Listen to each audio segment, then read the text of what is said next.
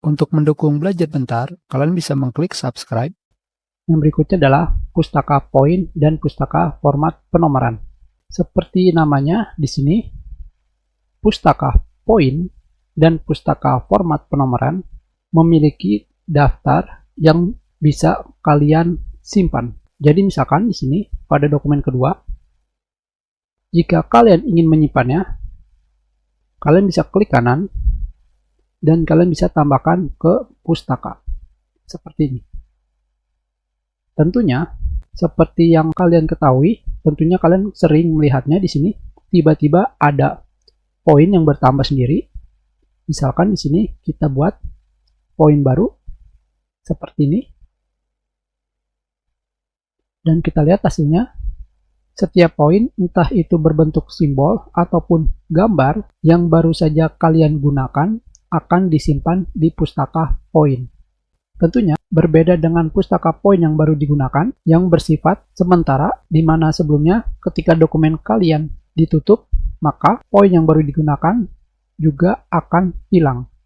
Sedangkan poin pada dokumen, jika kalian membuka dokumen yang memiliki poin, tentunya poin tersebut akan berada di poin dokumen.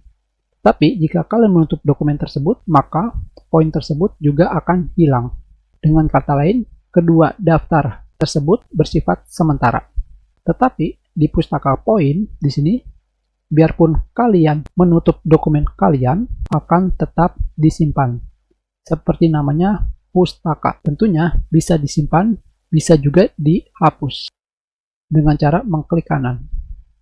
Tetapi yang perlu kalian ketahui adalah entah itu di pustaka poin atau di pustaka penomoran, di sini semuanya sama. Bisa kalian tambahkan ke pustaka dan juga bisa kalian hilangkan dari daftar pustaka.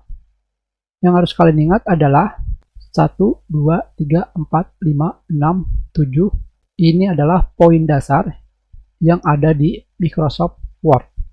Begitu pula dengan pustaka penomoran 1, 2, 3, 4, 5, 6, 7. Ini adalah pustaka penomoran dasar dari Microsoft Word.